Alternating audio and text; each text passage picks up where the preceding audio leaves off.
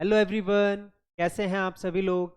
हम लोग फिर आ गए हैं एक दोबारा से एक टॉपिक पे बात करने के लिए। जैसा कि आप यहाँ पे देख ही रहे हैं, इंडिया का one of the most prestigious exam और one of the most toughest exam के बारे में हम बात करेंगे, आईआईटी जेई। कैसे हम उसको क्रैक करें, उस एग्जाम को।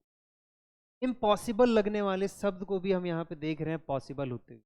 ये तभी पॉसिबल हो सकता है जब हमारी स्ट्रैटेजी बड़ी अच्छी हो, बड़ी सटीक हो। और ये जो एग्ज़ाम है एक जस्ट एक मैराथन की तरह है, जो कि बहुत पहले से ही शुरू हो जाती है। कहीं 9th 10th से ही कई लोग शुरुआत करने लग जाते हैं, कई लोग 11th 12th से इसकी शुरुआत करते हैं। तो इस एग्ज़ाम को करने के लिए हमें क्या करना पड़ेगा, क्या क्या स्ट्रैटेजीज अपनानी पड़ेंगी, उसके बारे में हम थोड़ी सी बात करेंगे। तो जो भी ये एग्ज़ाम है एक मैराथन की तरह है। तो हमें करना क्या होगा कि जो भी रोज टीचर हमें पढ़ाता है, तो हमें क्या करना है, रोज क्या करना है, उसको पढ़ना है, समराइज करना है, एक नोट्स बनाने हैं और उस पर क्वेश्चंस लगाने हैं। क्वेश्चंस बहुत सारे होंगे, डेफिनेटली सी बात है, जितनी प्रैक्टिस करेंगे उतनी बात होगी हमारे लिए। अब जो भी हम क्वेश्चंस लगाएंगे, मान लीजिए कि आपने 200-250 क्वेश्चंस लगा लिए एक पूरे चैप्टर के ऊपर के अंदर। अब हमें क्या करना है कि नेक्स्ट टाइम जब रिवीजन होगा तो उस टाइम पे हमें क्या करना है, फिर से क्या हम सब वही 200 क्वेश्चन लगाएं? नहीं, हमें अपना टाइम बचाना है। जो क्वेश्चन फर्स्ट अटेम्प्ट में हो चुके हैं हमसे, तो हमें नहीं करना है दोबारा। हमें कौन से क्वेश्चंस करने हैं? वो इंपॉर्टेंट क्वेश्चंस करने हैं जो मुझसे फर्स्ट टाइम नहीं हुए। सर्कल लगा के रखो और या तो उन पे टिक लगा कर रखो। उनको ये देखो कि इन क्वेश्चंस को हमें दोबारा करना है। कोई की पॉइंट है तो उस क्वेश्चंस के पास में वो की पॉइंट रखो और उनको रिमेंबर करो, बार बार बार बार देखो कि वो चीज़ें हो कैसे रही। अब फिर उसके बाद आता है कि किसी को जेई में, जो जेई की तैयारी करते हैं, कईयों को लगता है मैथ्स बहुत टफ है, कईयों को लगता है केमिस्ट्री बहुत टफ है। अमूमन यही दो सब्जेक्ट लगते हैं जो लोगों को बहुत टफ लग रहे होते हैं। तो आप उसी हिसाब से जब एग्ज़ाम में आप बैठें तो उस तैयारी उसी हिसाब से करें कि जो आपको जिसमें ज़्यादा कॉन्फिडेंस है, सबसे पहले वो टॉपिक्स को आप क्या करो, उसके क्वेश्चंस को अटेम्प्ट करने की। अगर आपको फिजिक्स इजी लग रहा है, पहले इजी करो। अगर आपको केमिस्ट्री इजी लग रही है तो पहले केमिस्ट्री करो। फिर उसके बाद अगर मैथ्स इजी लग रहा है तो फिर मैथ्स। इस तरीके से हमें क्या करना है, अपने टॉपिक को क्लियर करना है। कई बार क्या होता है कि बच्चे जो सोचते हैं कि ये चैप्टर नहीं आता मेरे को, ये चैप्टर नहीं आता, ये चैप्टर नहीं आता, क्योंकि जब आप चैप्टर पढ़ रहे होते हो एक सब्जेक्ट के अंदर, तो आपको पता चल जाता है कि कौन सा चैप्टर आपका वीक है। मान लो कोई सा भी एक चैप्टर वीक है आपको, तो आप क्या सोचते हो कि यार इसको मैं करूँगा ही नहीं, तो मैं छोड़ देता हूँ। हमें ऐसा नहीं करना है। हमें क्या करना है कि जो हमारा चैप्टर वीक है, उस चैप्टर को भी हमें क्या करना है, दोहराना है। सारे चैप्टर्स को हमें क्या करना है, करके जाना है। ठीक है। इसका रीज़न क्या है? क्योंकि कई बार ऐसा होता है कि जो हम चैप्टर सोचते हैं कि ये चैप्टर तो मेरा बहुत स्ट्रांग है और इस पे जो क्वेश्चंस आएंगे उसको मैं फोड़ दूंगा, कर डालूंगा मैं क्वेश्चन। पर कई बार ऐसा होता है तो इतना टफ क्वेश्चन आ जाता है कि हम उस क्वेश्चन कर ही नहीं पाते, क्वेश्चन हमसे हिलता भी नहीं है। पर जो एक ऐसा टॉपिक जो मैंने क्विट कर दिया था, छोड़ दिया था, कई बार उसमें ऐसे क्वेश्चंस आ जाते हैं जो बहुत ईजी होते हैं। शायद अगर मैंने उसको थोड़ा बहुत भी पढ़ा होता तो देखते ही वो क्वेश्चन सॉल्व हो जाता। कई बार इतना इजी क्वेश्चन आ जाता है। करना क्या है कि चैप्टर हमें सारे करके जाने हैं। ठीक है। करने का रीज़न क्या है वो मैंने अभी आपको एक्सप्लेन कर दिया। अब बस ये है कि जो चैप्टर बहुत वीक लगते हैं उसको करना है, बट ठीक है, बहुत ज़्यादा वीक है तो कोई नहीं, थोड़ा बहुत करके उसको छोड़ देना है। बाकी सारी चीज़ें अच्छे से करके जानिए। तो सब्जेक्ट आपको इजी लगता है, ठीक है, सबसे पहले उसको अटैम्प्ट करना है, देन उसके बाद करना।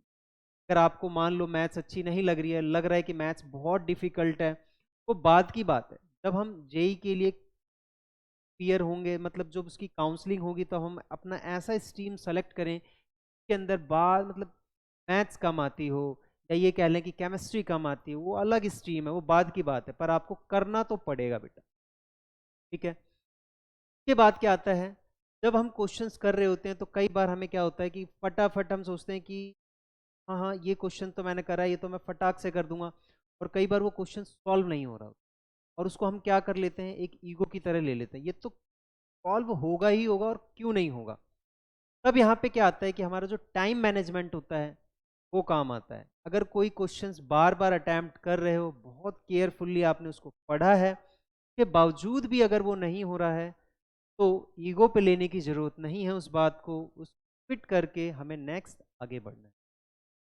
और दूसरी स्ट्रैटेजी, और इसके बाद एक और स्ट्रैटेजी क्या हो सकती है कि कई बार हमारे साथ क्या होता है, कैलकुलेशन मिस्टेक हो जाती है।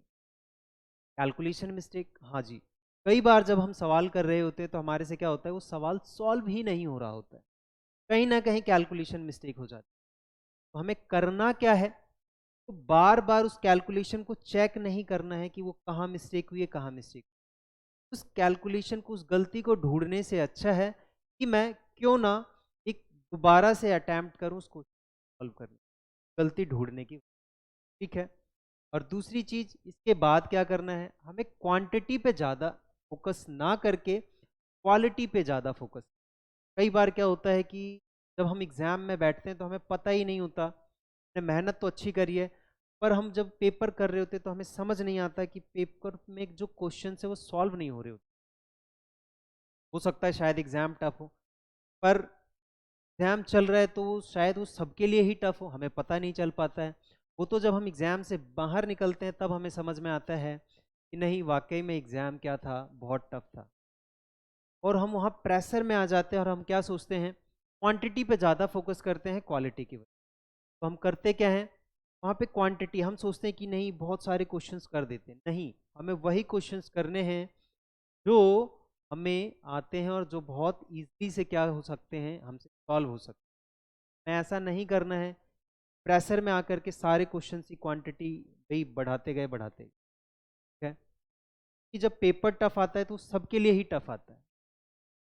और इसके बाद क्या करना है, तो भी हमें लगता है कि भाई आज कई बार ऐसा भी होता है कि हमारा पढ़ने का मन नहीं कर रहा है, कोई बात नहीं, जब पढ़ने का मन करे तो आप पढ़ें, और जब नहीं मन कर रहा है, मन नहीं है, तो ऐसा नहीं है कि ज़बरदस्ती आप बैठे ही रहें। आप ऐसा कर सकते हैं, कहीं जाएं, घूमें फिरें, एक मूवी देख सकते हैं, फिर उसके बाद थोड़ा सा ब्रेक लेने के बाद आप दोबारा से अपनी पढ़ाई को कंटिन्यू। अब जब ऐसा कहते हैं कि पढ़ने का मन नहीं कर रहा है तो थोड़ा सा ब्रेक देना चाहिए। कई बार बच्चे ये कहते हैं कि हमारा तो पढ़ने का ही मन नहीं करता सर, या मैडम हमारा तो पढ़ने का ही मन नहीं करता। अगर तो उस केस में क्या करें, अगर आपका पढ़ने का ही मन नहीं कर रहा, फिर ये एग्ज़ाम आपके लिए है ही नहीं। क्यों? क्योंकि कुछ पाने के लिए कुछ तो सैक्रिफाइस करना ही पड़ेगा। ये जो एग्ज़ाम है, one of the prestigious exam है आपका, आईआईटी जेई, जो कि एक इम्पॉसिबल लगता है, भाई वो भी पॉसिबल हो सकता है आपकी कड़ी मेहनत से, बार बार रेगुलर प्रैक्टिस से। तो उसमें भी क्या होगा, ये दो वर्ड हट जाएंगे और बचेगा, और बस ये क्या, पॉसिबल, एक वर्ड बचने वाला, जो कि आपकी जर्नी को क्या करेगा, हिट करे।